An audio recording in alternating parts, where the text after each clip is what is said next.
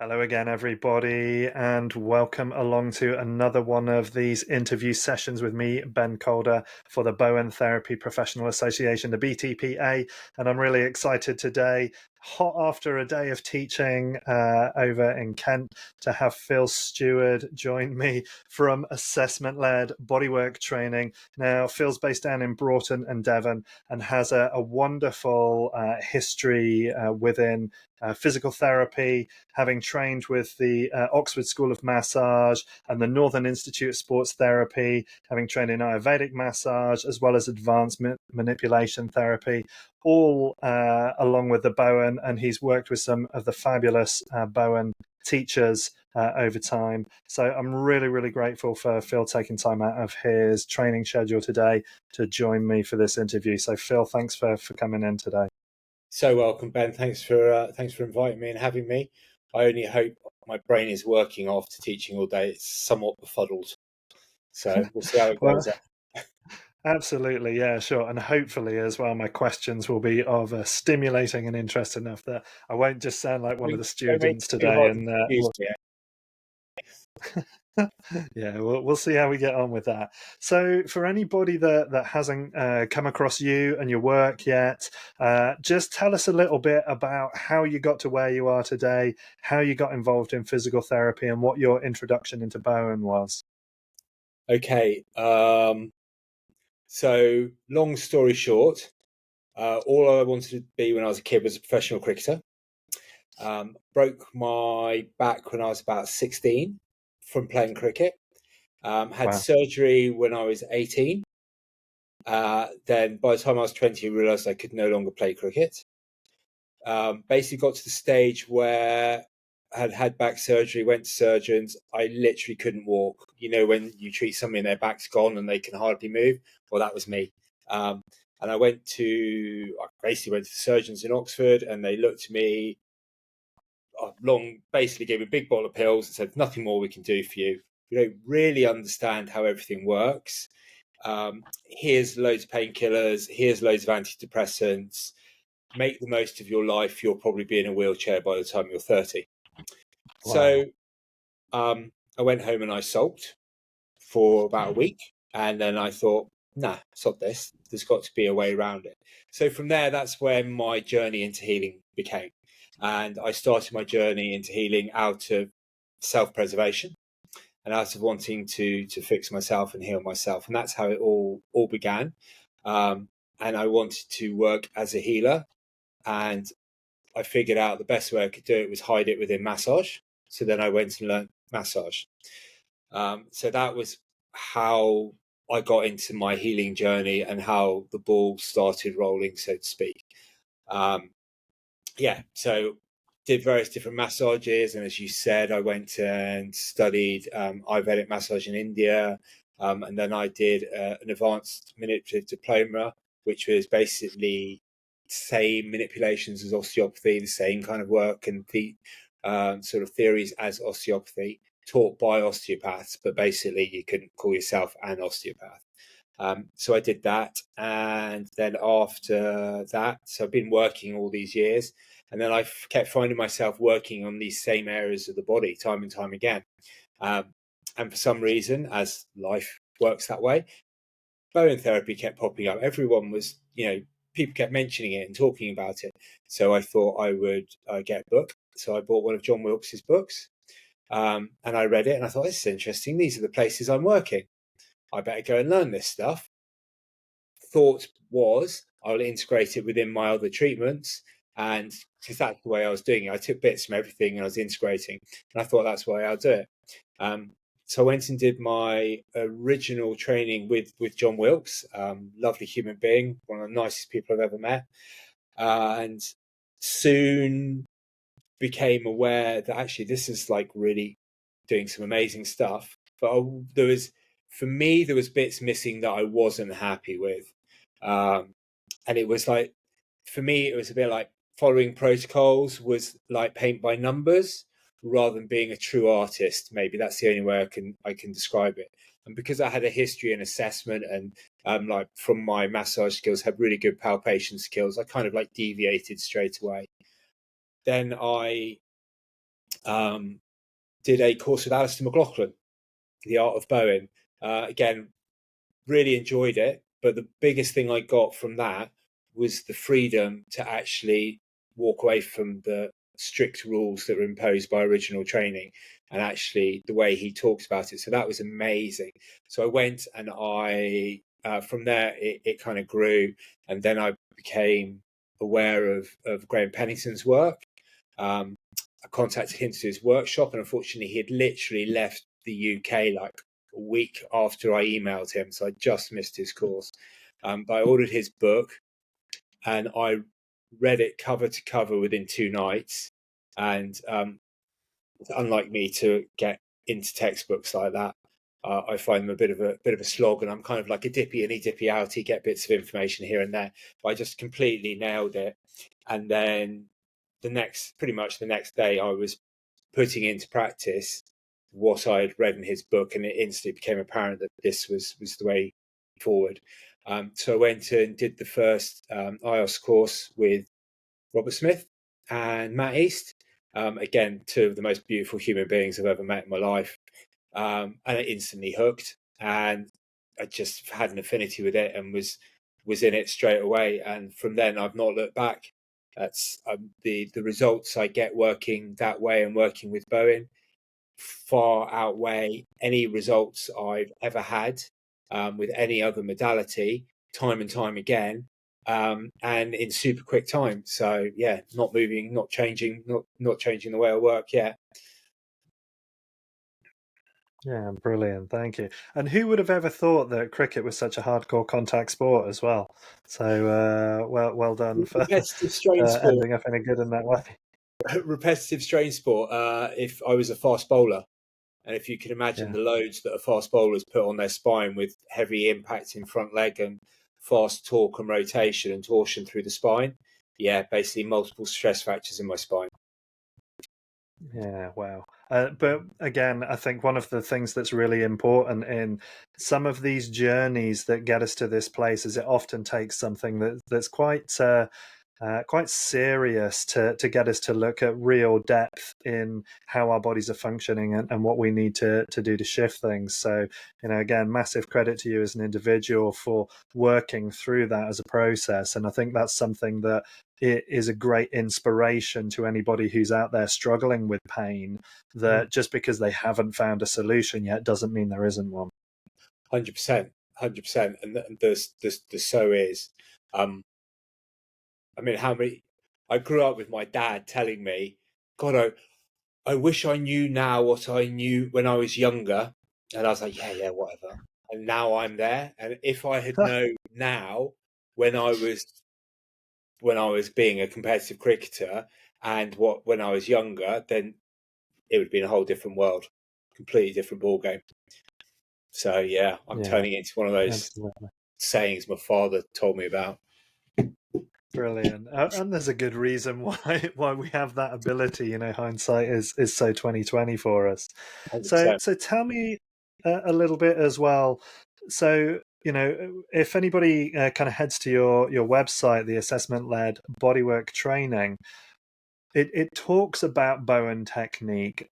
But if I'm reading it, you're not, in the way that the College of Bowen studies and some of the other colleges of Bowen are very specifically doing Bowen training.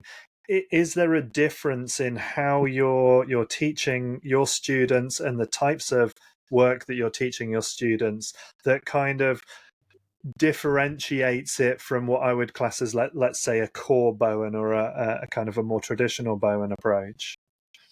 100%. Yeah, 100%. So I do not mean to be disrespectful in any way, and I will not be disrespectful in any way. The way Bowen is taught works. Yeah. People get really good results. However, there's a better way, in my opinion. And that better way is through assessment and through targeting it rather than a protocol based, standardized based fits all. So rather than treating a symptom and, we try this protocol and then we do this, and then we leave 2 minutes, and we do that, and we leave 2 minutes. and see if that works. And if that doesn't work, then next week try this and then this. And then if that doesn't work, then next week try this and this. So why should we do that? Every individual who lays on the couch is an individual, and their body is different. I can have 10 people in a day, every one of them with sciatica, and every one of them will have a different issue, which throws the body out of sync, which causes the symptom. So for me, the key and the most important thing and the most magic thing about, I believe, what I do and what I teach and what a lot of people do is the removal of treating a symptom. We don't need to treat the symptom. We need to look for the causal factor that leads to a chain of events, which then causes a symptom. Otherwise, it's kind of going back to the way it was when I was massaging. You know, someone comes in with sciatica on their left leg, you spend ages rubbing their left butt and their left sort of lower back because that's where the nerve root comes from. We know that. We know there's a problem there because of the symptom. However, that does not mean it's the causal factor. So we're looking for that causal factor. So what I wanted to do with my training was to remove the standardized approach of protocols and actually start from the ground up with assessment. So the first thing you learn to do is figure out where the problem's coming from.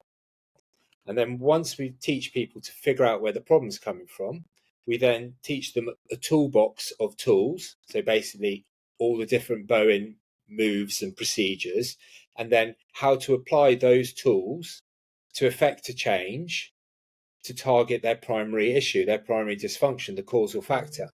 So that is the big difference from the standard sort of Bowen teaching methods, which is a protocol based, you know, you do the BRMs and you leave 2 minutes.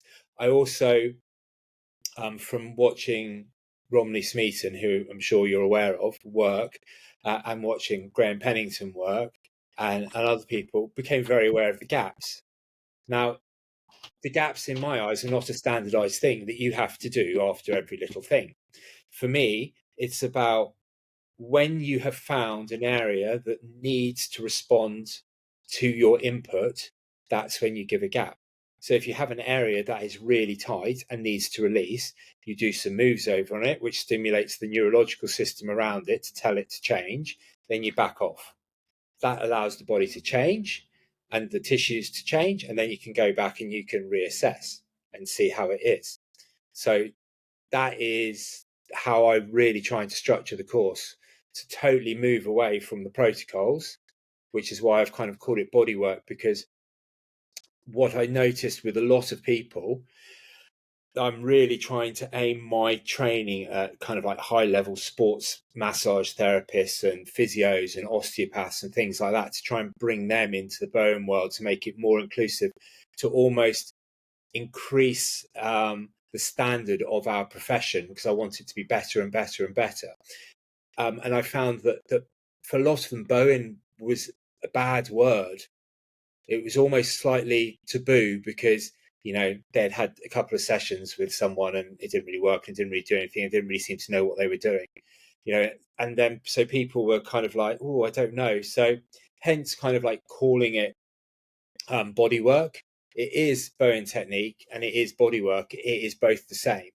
But I'm just almost trying to rebrand what I do, because my target audience, I'm going for a much more clinical, scientific base, because that is the way I believe the treatment should progress and the treatment should go.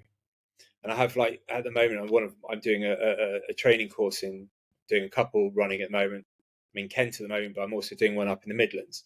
And in the Midlands, you know, the girls that are on the course, you know, they were working in like high level sort of professional football clubs or in those environments, and they're working with really like world championship contender boxers and sort of like premiership and championship footballers, and they're working with these really high level athletes, and they've come to this work, and the results they're getting is blowing these people out of the water, and they're so taken with it that it's amazing and it's good to see. And yet, you know, it's it's basically the reason to change the name is marketing, to try and bring more people into the fold. Yeah, and I think, all credit for that as well. As you say, a lot of respect to all of the teachers who have brought Bowen up. I mean, when we think about Tom Bowen, who never actually really taught it, and so everybody's had to kind of produce a way of transmitting some of that information in a format that can be digested by those that are coming along to the courses. So, Exactly. so we have a strange beginning within this process, and having that, as you like, formulaic pattern gave us an initial framework. And one of the things I know from having already spoken to Michael Nixon Levy, Graham Pennington, Ron Phelan, is that as time went on, they all realized there were problems with certain aspects of how they'd learned things, and they had to evolve the process to get it to work more practically for more people within the clinic and within the teaching. Yeah. And if you think of Tom Bowen, if we go back to Tom Bowen again, so the guy saw, from what I hear, about 60 people a day. So there is no way you can see 60 people a day doing an hour-long treatment with like gaps after every other move, And then when I was speaking to the likes of, Graham Pennington, Romney Smeaton, people like this, you speak to them and it's like, 7 minutes was his like average treatment time. Occasionally it'd be shorter, occasionally you'd have to do longer ones, but everything was individual. But it was around about 7 minutes. And basically, as you are probably aware, if somebody has a car accident and there are witnesses who watch it, yeah, and the police go around and they take witness statements, they'll get like 10 completely different accounts of what has happened. Now, the same happens when you're observing someone working, Tom Bowen working. I mean, the difference from doing a move in one place and being like a centimetre down and doing it in another thing, it could look like the same thing, but actually it isn't. And that's one thing I really am passionate about in the course, and I really, really sort of like push forward is palpation of the tissues and understanding where epicenters of tension are and where you have to put in a move that activates the neurological response that releases these epicenters of tension. Not that like, oh, you do a move at L4. Well, it's around about L4, but let's palpate up, let's palpate down, find where the epicenter of tension is and release there. It could be 2 centimeters below L4, it could be slightly above.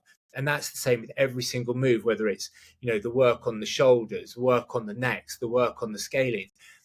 Anything, it's about palpation and being really present in the body, feeling everything through your fingers and going, that's where the problem is, that's the tight bit, that's the bit that release. Not like you must only do it here, do it once and don't ever go back and touch it again, and then you need to go back.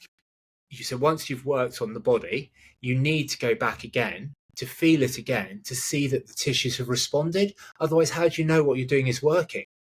If you don't go back and repalpate, how do you know you've released the tissues?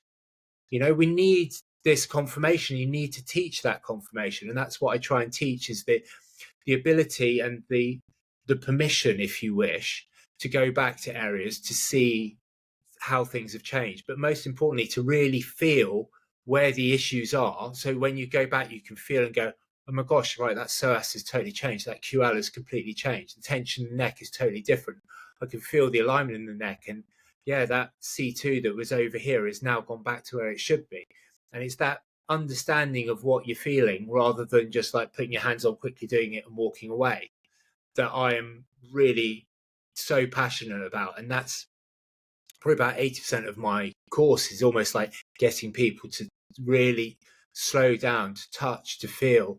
You training the massage therapists and they're like straight in, and they have amazing palpation skills, but they also don't, because I was the same as well, is that to have really good palpation skills, you have to be so gentle. You hardly touch the body, because as soon as you push and you touch the body, you move everything underneath your fingers. And if you moved it under your fingers, you can't feel what's going on because you moved it. So it's almost like the resting and the feeling of the tissues. And I'm getting a bit excited now, which is slightly worrying. But I'm so passionate about it, and I love to feel the way bodies are and the way the bodies change. It blows me away, and it's amazing how one little simple move and one little simple activation of a nerve in the correct place just has this cascade effect that runs all the way through the body and can completely change so much. I mean, people often ask me, about doing massage and stuff, and I'll generally say, I reckon I can do in about 5 minutes in bone, which would take me about 3.5 hours to do a massage. It's Yeah. that powerful, and the biggest thrill that you get as a teacher, or the biggest thrill I get, is when I go into the class and you get the feedback that the students have had. Because Mm. I love fixing people. It's just like, my clinic's really busy. I get really good results, and, you really love it. But that doesn't actually compare. And I never thought that would be a thing, but it doesn't compare to when, Jerry, who's on my course, comes in and says, "Oh, Phil, I treated this person I've been treating for 15 years. I gave them one session, and oh my God, it's completely changed them. They're different people." And it's wonderful to hear these stories and these feedbacks. And I truly think that is absolutely phenomenal therapy, and it should be bigger than it is. And that is a Yeah. real issue. And there's a real issue, and I'm not sure why, but it's now become my passion and my mission to get it out there to as many people as possible, and to really try and get it into those sort of away from like maybe the normal Bowen demographic that we have, and really try and push it into the more young, vibrant, sort of like sports injury massage professionals, the people who really want to fix people, because this works, and it Mm. blows a lot of modalities out of the water. Yeah, and I actually really appreciate hearing all this passion as well. I think part of what part of what the industry needs is people who have this desire for what they're doing and their expression for what they're doing, so that as we're transmitting it, it's actually making a big difference. I mean, one of the interviews I've done in this series for people that watch back through the BPA files with Colin and Joe from the CBS, and Colin was sharing with me that he'd been teaching that weekend up in Scotland, and there was a young lady who was on the course that last year. So one of the things I do every summer is I go to a bunch of festivals and I do Bowen, and I'll run 2 couches, and I typically do kind of 80+ treatments over the weekend. And Yeah. for me, they're really honing on palpation. I just have to very quickly assess, learn, practice, and see those changes in a very short period of time with people. And this young lady had come and had a session with me last summer and had gone away from it so blown away that she wanted to go and train, and kind of Love that was the career basis for her to move forward.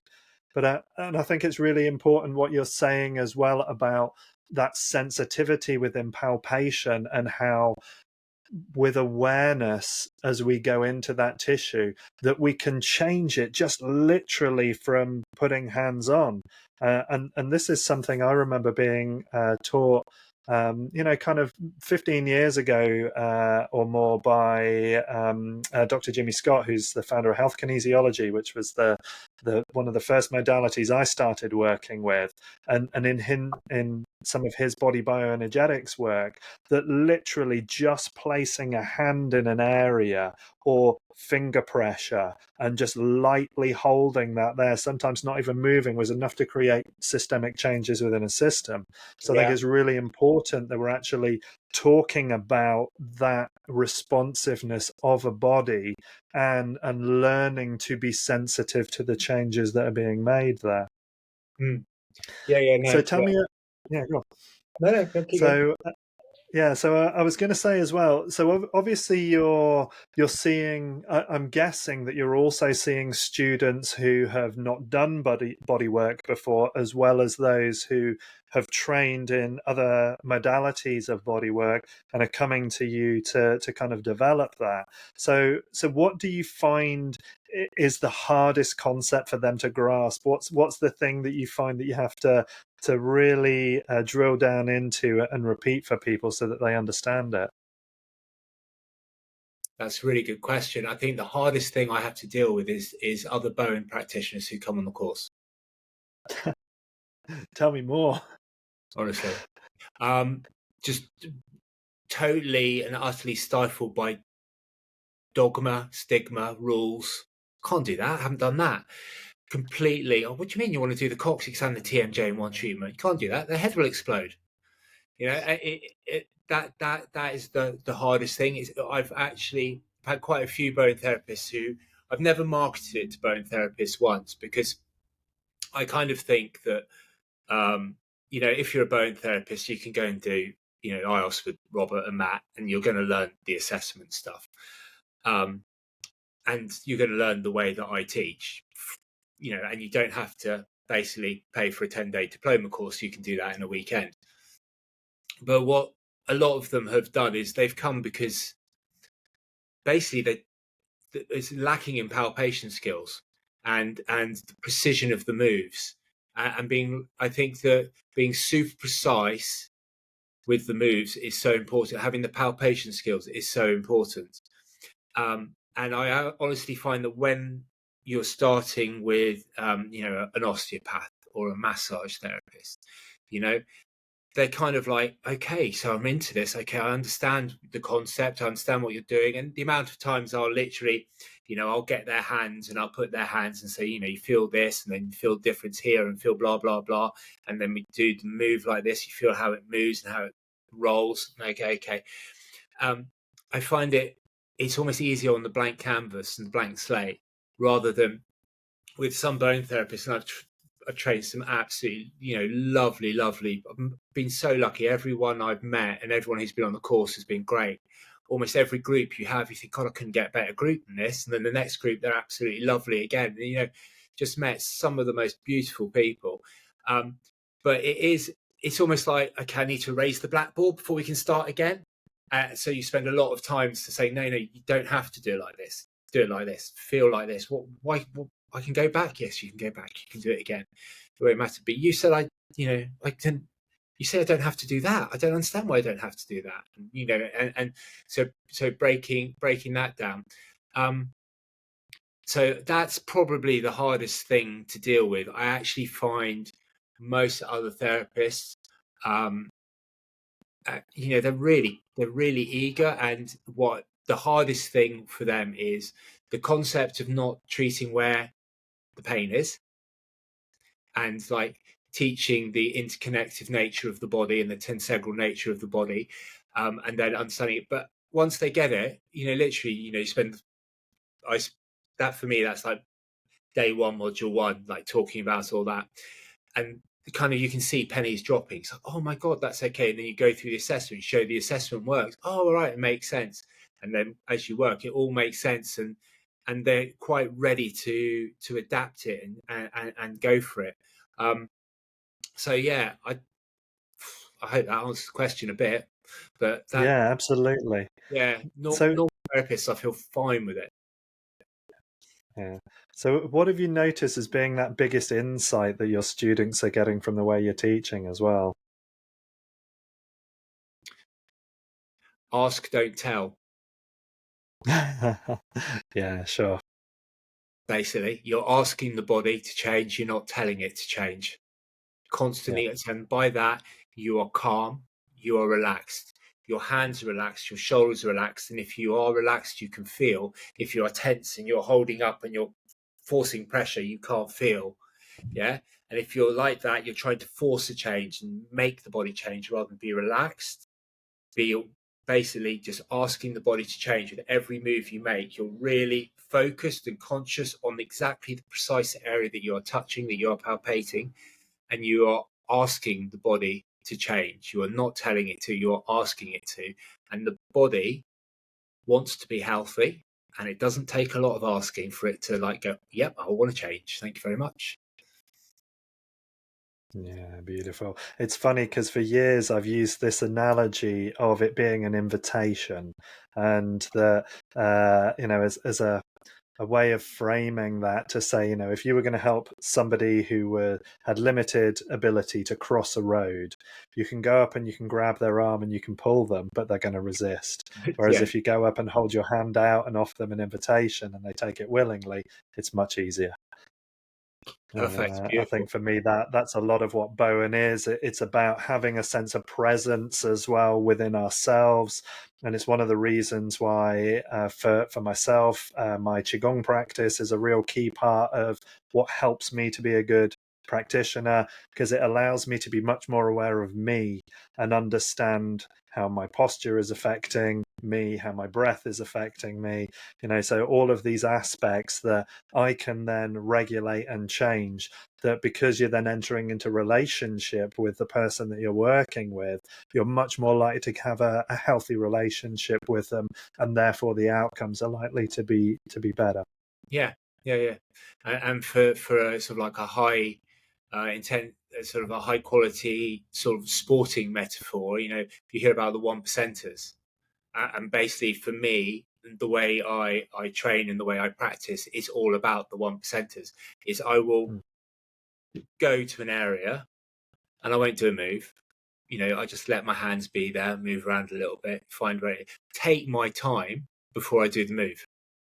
Mm. That makes so everything is slowed down, and I'm making sure that I am. It's almost like you hone in on the target area, and then you have to find the bullseye in Mm-hmm. every single move that you do, whether it's in any move on the body, any input you're putting on the body. You want it to be as precise as possible, and the more precise it is, and the more targeted it is, the more effect it has. And all these Mm. little 1% build up through the body, and then suddenly you're taking 2 treatments to create a change you would have taken 4 or 5. Just because everything is so focused and so targeted, and I love all the stuff with your breath. I'm very focused. Like when I'm working, I generally keep my mouth shut, which makes me nose breathe and keeps me calm.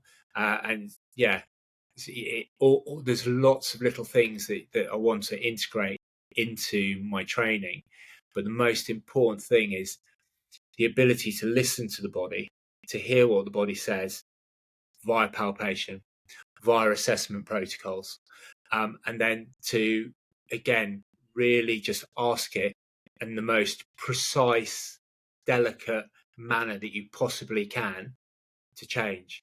And when I say Mm. delicate, I use quite a bit of pressure sometimes, and people Mm-hmm. often wince because I think it's because I try to be as precise as possible. So I want to find the exact epicenter of the problem.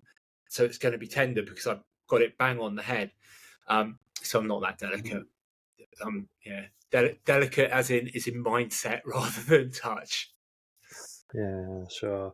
And I myself have had some treatments where it feels a little bit like you're just getting the book of techniques thrown at you, that they're Um, not really sure what they're trying to achieve. So it's kind of like, if we throw the lot in, then, we'll get somewhere. But really, what you're advocating is do less work really well so that you get far more benefit out of that. yeah, and also have a really clear sort of scientific understanding as to why we're doing what. Because I mean, um, I studied cell and molecular biology for my degree, so I have this science monkey on my head, as well as kind of like the holistic hippie kind of sort of monkey as well. So I have this like holistic sort of view of the world whilst having this scientific critique of it as well. And it's really important to put the two together, and that's what Yeah. I really try to do within the course. Like Graham would have said, talking about the dura mater, talking about sort of like the myodural bridges, and how that affects the central nervous system, and how a restriction to the central nervous system affects the tissue, and then how that tissue tension affects the skeletal alignment, and how that skeletal alignment chucks us out and gives us pain. It's going back, everything within this treatment goes back to the nub of the cause of everything, which is a disturbance of the central nervous system and a dysfunction within the central nervous system. And the central nervous system governs everything. And when you're disturbing that, you create chaos within the body. So everything is going back to hopefully point one of where it's all starting from, which is why I think you get such powerful and good changes where many modalities don't. Mm. I'm Yeah, sure you've, beautiful. across the amount of times, I'm sure you've treated someone, with, I don't know, let's just say raging sciatica, and they've had, physio, massage, God knows what, and it's all been bottom of the back, sort of L4, sacrum, loads in the glutes, piriformis, your hamstrings are weak. They tell them all that stuff. And along we come, flick them in the neck a few times. And it's like, oh, they're better. And it's just magic. It's magic. If you know where to Yeah. look, it's so much easier. Yeah, yeah. I mean, I love the fact that you have that biochemistry aspect in there as well. One of the things that I've found invaluable over my years is within the kinesiology. I've done a lot of work within epigenetics and functional biochemistry, and sometimes it's understanding what that actual biochemistry issue is underneath, so that as you support that as well, you get that change in the tissue. That if you're just focusing, as you say, chasing the pain and going for the obvious stuff, you sometimes miss that. Yeah. So I'm kind of curious as well, what for you, what's really changed over time in the way you practice? What's become really important to you now that you kind of never envisaged, when we go back? I mean, this is a 30-year career for you, so Yeah. what's that big kind of shift in your learning? I don't know. Never stop learning. I think that's the really Yeah. important thing. Never stop learning. Every patient, every client that lies on the table generally teaches me a lesson. I don't really Yeah. have a day in clinic when I don't pick up something new and learn something new. I mean, I'm working on some new stuff at the moment, which I've been working on, and it's completely blown me away and knocked my socks off of like how I can sort of change tension within the sort of central nervous system, but particularly within tension of spinal segments, and just working on individual spinal segments. And I demonstrated it in my last course, and to see and feel the change of the tissues in people just with this new work I've kind of added in is just completely knocked my socks off. And so this is something that I'm in the process of learning. I'm in the process of experimenting. I'm in the process of discovering myself. And I think it's really important that people aren't shut off, because I can put my hand on my heart and from the bottom of my heart tell you that when I was a massage therapist, I knew what I was doing and I didn't need anyone else to tell me. And that was it. And I was bloody good at what I did. And I was a good massage therapist. I was fully booked for like 6-7 months in advance, flat out all the time. And now I look back and I'm like, God, you were only scratching the surface, and I think to have the willingness and the ability to listen to others, to learn from everybody you meet. I mean, I've been lucky enough to come across some amazing people in my life and some wonderful sort of teachers and mentors. And I'm going to mention Graham Pennington, because without him I wouldn't be here. Going to his place in Australia, he welcomed me so much, and he just like by watching him work. I'd already done a couple of courses with him, but watching him work, seeing him in his clinic, or just like sitting in his house having a glass of wine and chatting about stuff, just like completely opened my eyes. And then he was the one who poked the bear and said, look, you've got to go and sort of teach this. But having people like that and just having, what I've noticed is a lot of people are very blinkered and they believe what they do is best and that's it, which is lovely, but it's also self-limiting. Sometimes you need to take the blinkers off. Like if I could talk about when I went and did the advanced manipulative therapy course. So it was a 2-year course. It was bloody hard work. It was incredible detail. It was one of the finest courses I ever did, and it taught me I didn't want to do it. Sure. Yeah, Yeah. I came out of And it, and sometimes you need that. exactly, I learned all this stuff, and it was amazing. And that knowledge is still there, and it still helps me to the day. But I also discovered that I didn't want to do that, and I didn't want to work that way. So sometimes you have to kind of go one way to realize you need to go another way.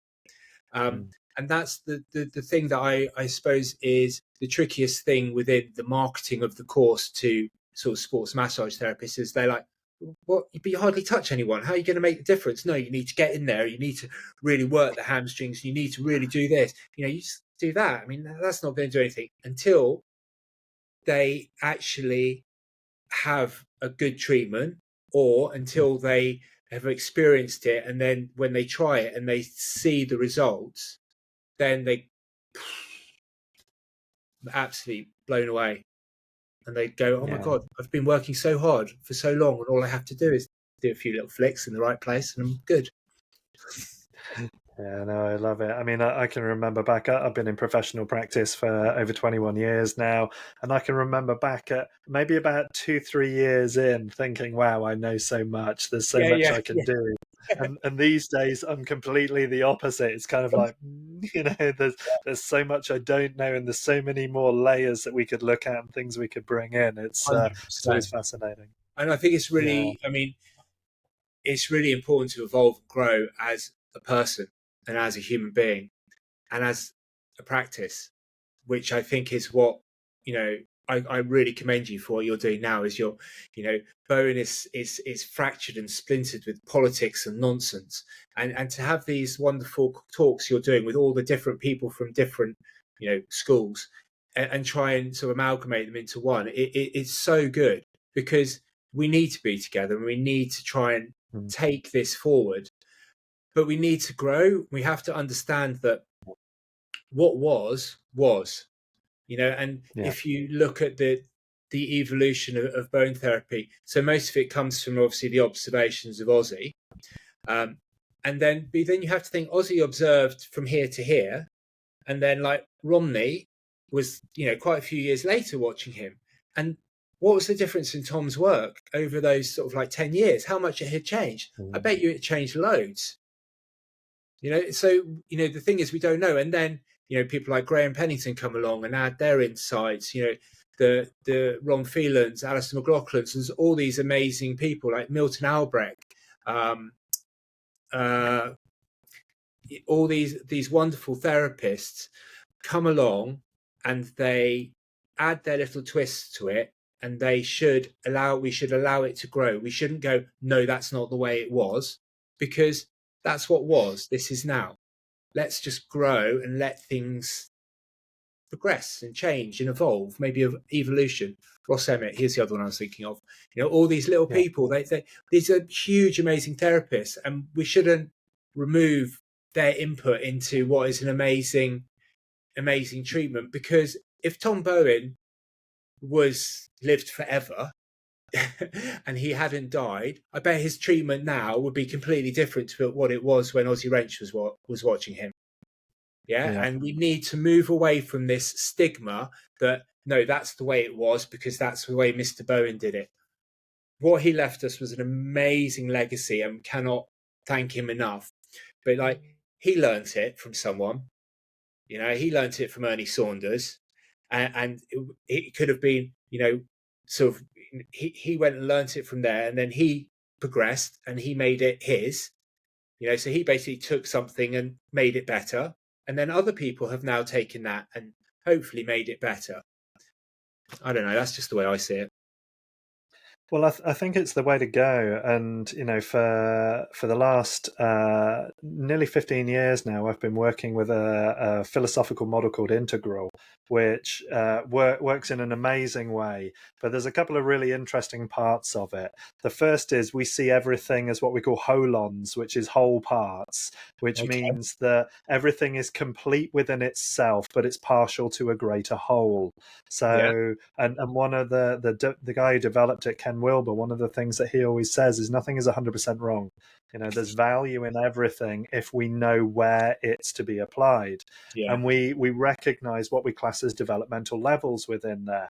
So what we're really talking about here is the fact that we've got stuff that's going through evolutionary shift. And, the generation that come in, when we're old and past it, are going to look at our work and they're going to take it other levels. And so to have this real cohesion of sharing and being open and having insight without needing to negate anything that anybody else is doing, but just saying, well, here's another perspective, here's another way of looking at this work.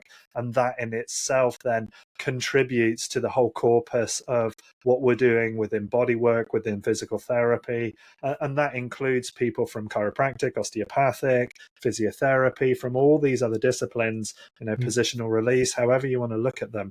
We've all got gems that we've had insights into, that as we bring them together, in integral, as we go through a change in a developmental level, we do something called transcend and include. So we transcend the limitations of a previous level while including all of the value from the previous level. So it's never a total binning of everything that comes before, but just which are the gold in there that we can then go forward and increase further as well. Yeah, love it. Like separating the wheat from the chaff. This is the little nuggets we've learned, and this is the stuff we don't need anymore. Yeah. Yeah. I So always, what do you wish? Sorry, go on. no. I just about to say my, because obviously I have the clinic I have is multidiscipline. So like I've got an amazing physio in there, some really good sports massage therapists, and some really good sort of like intuitive therapists and acupuncturists. And I always think is like people always phone up and go, oh, my back hurts. What do I need? I mean, how can you answer that? I mean, it's like, all different ways to skin a cat. So my analogy is a bit like it is a spider's web, whereas the middle of the spider's web is the goal of good health. But the way we can get there, if you trace your roots, you can go all over the place. And there's different paths to get to that place, and sometimes you need little bits of different things, and sometimes one will go straight into the middle and sort it out. So, yeah. Yeah. And is there anything that you wish you'd been taught when you started on this journey that's become fundamental to the way you work now?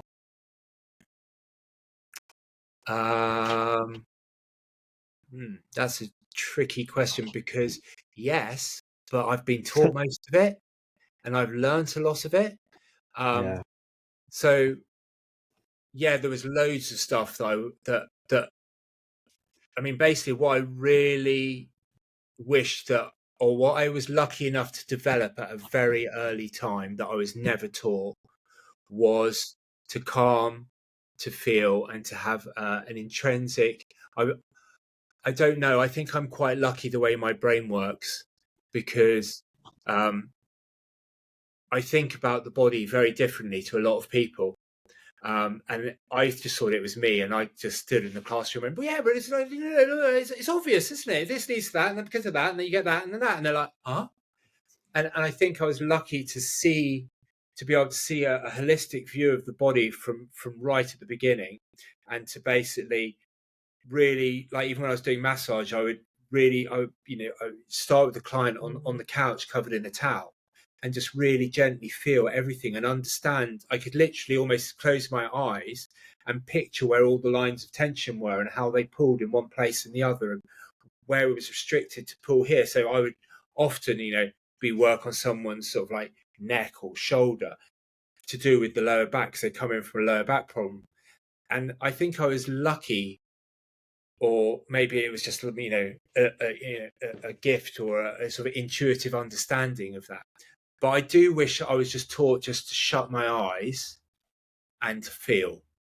I mean, and that's what I really try and get people to do, is to shut their eyes and to feel and to delicately touch, and to touch with a whole hand, not poke with fingers. A lot of people, they palpate, they're like this, what's going on? But the reality is you need a whole applicator. If you put a big surface area, you can feel what's going on under your hand. If you put a little surface area, you can only feel what's going on under a finger. So if you have like a muscle with a say this is a tight segment of your muscle, if you're going in like this, you're missing it. But if you put your hand on, you can feel all the tissue around it, and then it's easy to differentiate that area of restriction within that tissue. So it's that real gentle touch all over the body, and just feeling almost the muscles pushing back against you, not you pushing into the muscles, because you don't want to disturb what you want to feel, because if you disturb, you're interfering. If you're interfering, you can't feel. Does that make sense? Yeah. Yeah, Good, beautiful. you're nodding, so fingers crossed it does. I mean, and so if there was anything that I wish somebody had taught me, it was just like stop and feel before you start. But Mhm. as I said, I was lucky that that almost was intuitive from the day dot. Yeah, fabulous. Now, one of the things that in kind of looking at some of your work, I know on the College Bowen studies in their CPD, your fine tuning the neck course is in there, and I know you're running that through the UK at various points this year. But tell us a little bit about, so for me as a Bowen practitioner, kinesiologist, and so on, what is it that you're going to put into that time that you think would be of value for me to learn and hear about? So I think it's one of the most um, important courses anyone can do. I don't mean that to like blow my own trumpet or anything. It's not like that. But basically, the reason is because the neck is so important to people. Yeah, the neck is such a key driver to holistic dysfunction, and quite often the restrictions within the neck cause global restrictions and global issues all the way through the body. So it's really important to understand it and to understand the interconnected natures within the neck. And when I mean the neck, I kind of mean the fine tuning of the neck is kind of from like across here all the way Hmm. up around. So you're involving the jaw as well as the neck. You're involving the shoulders because you can do a lot of shoulder stimulation and a lot of neurostims from around the chest that go up into the neck and release the neck. So it's kind of like the upper, I don't know, fifth of the body, so to speak. Um, but it's again, I'm just going to sound like a broken record, Ben. You're going to be really bored. It's palpation, it's feeling. It's literally there was I don't know who it was, and it wasn't me, but I wish it was. But it was a famous body worker. Somebody did tell me her name, and I have forgotten. But she said working on the neck is like visiting a big library. The first thing you have to do is you walk in the door, and then you have to find the section of books that you want. And you go to that section, and then you have to find the row of books that you want, and then you have to find the shelf, and then you have to find the section within that shelf, and then you have to find the book, then you have to find the chapter, then you have to find the page, then you have to find the line.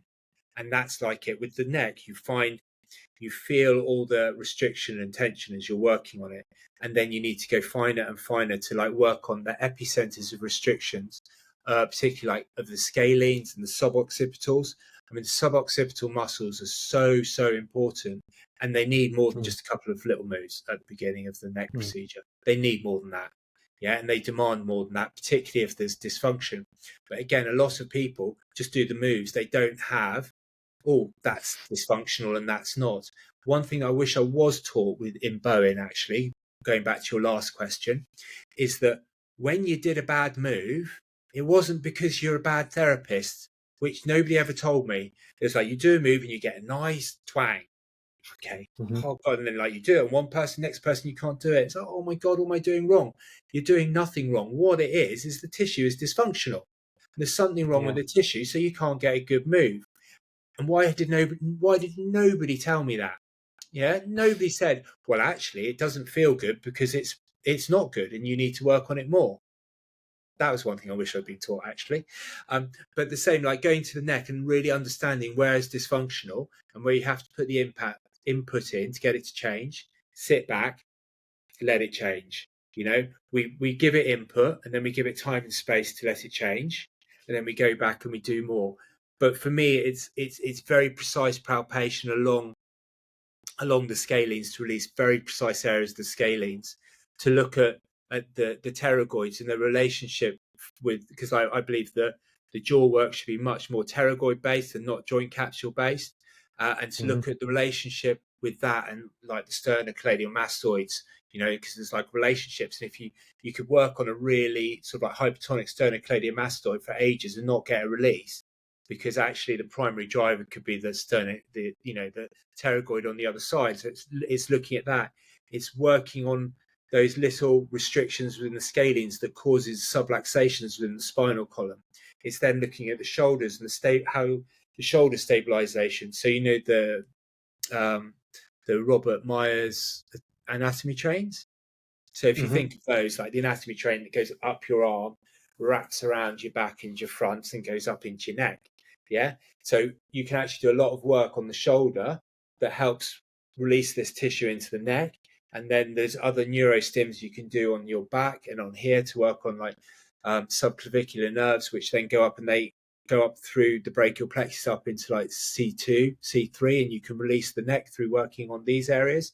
So it's just like a really key thing, and it's something that any bone therapist can incorporate into their work. But the most important thing is, and the feedback I get constantly, is that it's completely changed everyone's practice, not because of what it is and it's great, but just because I'm just saying stop and feel. And we're going back to the palpation argument all over again. And I do think that's one thing that it's really, really hard to teach. So maybe that's why it's not taught so much. You know, it's bloody hard to sit there and to teach people to really feel. And yeah, it's so rewarding, and to see like people's light bulb moments when they start, oh my God, that's it. And I often say it's like a radio. Well, obviously radios when we were kids, not these days when they're dabs. But you know, Sure. you know when you had to turn the dial to tune in. Yeah. And then you get it. And it's like that. It's like, you know, you don't really know what you're feeling. And then once you felt it, you've tuned into it and you know what to feel. And then it's easier to feel next time, and so on and so on. Yeah. So the more you do it, the more you palpate and the more you feel and the more you understand what you feel, the more you recognize it. And then the more you recognize it, the easier it is to find it. And then before you know it, you know, you put your hands, you know, I'm getting quite good now. Still not up to the level of a lot of therapists, but I'm getting there. And for me, like I can pretty much do a whole body in less than 10 minutes. You know, not a problem at all. And to feel and palpate is super easy, but it wasn't. And like I've got a guy on my course who he says repetition is the mother of mastery. Mm-hmm. And if anything that really rings true, it's in Bowen. It's just like feeling, doing it over and over again. And anything in life that you're any good at one time you were rubbish at it. Yes, Yeah. maybe with your qigong or Fred's golf. You know, when he started playing golf, he was hacking the ball here, there, and everywhere. And 10 years later, he's booming it down the middle of the fairway. You know, it's sometimes we have to start again to get better. Yeah, no, I totally agree. And I think we should probably just put a little note in here for the millennials that there used to be this thing called a radio dial that you had to manually adjust to find exactly the right signal. And, you know, if you moved or you knocked anything, you had to do it again. There wasn't any of this auto search digital stuff, you know, back when we were lads. So, yeah, and I mean, called the radio. Yeah, sure. The charts on the Sunday nights and stuff like that. Yeah. I mean, I love the way you're talking about the neck in this, and you know, like you, I've moved away from working joint capsules down to pterygoids, and just those relationships within the neck. That there's so much richness in there, but again, it just takes that time, and I don't think it's anything that you can ever truly convey the value in time. And you know, and I said this with Michael Nixon Livy and with Graham Pennington, that just by the time you've done 10,000 hours, 20,000 hours of palpation and touch and work with bodies, what you're receiving as information through your hands, you just can't even, you couldn't even have conceived of that when you first began. And developing those skills over time is really really tricky. And I'm kind of I'm intrigued as well, because you were talking earlier about kind of that biochemistry, the importance of the scientific side of it, and obviously Graham Pennington's work has been a big influence in how you're working. And obviously Graham's really and he's obviously really interested in the acupuncture side of things as well. So what do you see as that relationship into the meridians, the acupuncture side of things? How does that figure within your work? I would say in a very rudimentary way compared to like Penno, who has such a deep and thorough understanding of it. Mine is much more. It's it's just enough knowledge to be dangerous, really. So I look at I understand it. I know it's there. There are certain aspects that I get, and there's certain aspects that I don't get. So with the Ayurvedic massage, for instance, there's lots of marmas, and they're like energy points within the body, and a lot of the Bowen moves are correspondent to the marmas as well, and then the marmas are also correspondent to a lot of the acupuncture points. So there's kind of this overlap. I definitely use the kidney work a lot to manipulate the chi from the seat of the kidneys where the chi is held. I kind of look at it as like it's a dam that has the chi in, and when you do the kidney work, you open the sluice gates that allows a rush of this energy to flood into the body and into the meridians, and basically pass through the meridians to help energize the body, tonify the body, to basically get everything balanced again. And then it's important to close the sluice gates so you don't drain your reserves, so to speak. I also know that like the psoas work is really important with the Chong meridian, which again really important with sort of digestive work and reproductive work as well. There are certain different other, literally there's so many different points, like when you do the bottom of the foot and you're on kidney 1 and how that affects the body. So I have a rudimentary awareness of it, but not just enough knowledge that it really makes sense. But my teaching is much more structural.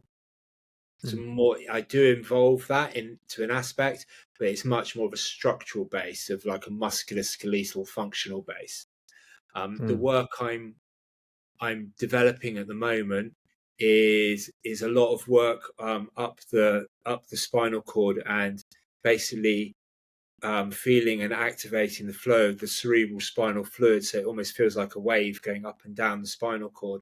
And that, I know that obviously corresponds with the governing meridian, and that the governing vessel, and that's so the vessels within in Chinese medicine, they call the vessels, they're like estuaries full of chi, so great big channels full of chi. And yet, like kidney meridians and all your meridians that we have usually have your acupuncture on and stuff, and what people are more aware of, they're more like little tributaries, so they have less in. So basically, when you're working on these big vessels, you're actually creating a really big change. And what I've noted is that thanks, Phil. Listening to Jimmy Carr just recently said it's really important we all have imposter syndrome. So it's good that there's a part of you that has that humility. I love that as well. But we'll talk about that another day. But thank you to everyone who's given their time and attention to listening in to myself, Ben Calder, and Phil Steward here for the BTPA today. And if you want to learn more, please do go and check out all our websites. All the links will be in the video description below. And look after yourself, stay healthy, and thanks for your time and attention. You can find areas of the spine that don't want to move. And after I've done my treatment and I have achieved symmetry, and I know the dural restrictions have been resolved, then I can go up and down the spine, and I can introduce little sort of impulses through different areas of the spine, and you can literally feel it move under my hands, and you can feel those it's like it doesn't want to move, it doesn't want to move, it doesn't want to move, and then it goes. And then as it goes, that restriction under that area, so it just dissipates, and you can feel the restriction in the spine going. The spine starts moving as they breathe, and it's fascinating. I love it. And to actually feel the way that the tensions in people's necks change, the tensions in people's sacrums, lower backs just completely melt. It's kind of like a little add-on to the treatment, but I think it's something that I'm definitely going to work on and look to, hopefully sort of share with people, because we started messing around with it in the course in Coventry, and we got like everyone doing it, and everyone was like, oh my God, I can't believe this. You can feel it. So there was like a little bit of like, because I was like, well, you know, I'm working on it. I don't know if I want to tell anyone about it. You know, I haven't quite sorted it out myself. But then, to be perfectly honest, the people in the course at Coventry just literally pulled it out of me. I didn't have a choice. And yeah, things happen for a reason, I suppose. Always, absolutely. And again, it's these little insights that over time we kind of build into bigger and bigger pictures. I mean, the first time that my qigong teacher showed me the diagrams for what are called the fascia sinew channels, and Yeah. these are the Well, ancient yes. channels that the Chinese worked out. And then you look back at like Tom Myers' work and so on, and you think, okay, Pretty much identical, yeah. isn't it? Yeah. Yeah, it's beautiful stuff. Yeah. But then again, it's understanding how we can use distal points to affect, the body in so many different ways. It's always really good stuff. Thank you so much for your time today. I know you've had a busy day teaching, you've got a weekend ahead of it as well. So I'm really, really grateful for your time. Now, for anybody that wants to learn more about Phil's work, you can go to his website on assessment-led bodywork training. And that website is ALBT, all lowercase, .co.uk. And we'll put a link to that in the video description. And I know for one that even before you and I had talked today, your fine-tuning the neck had gone onto my CPD list of stuff that I will be attending in the future. So I'll really look forward to seeing you in person, Phil, and getting to feel those hands and learn from you. So thanks for a really fascinating discussion.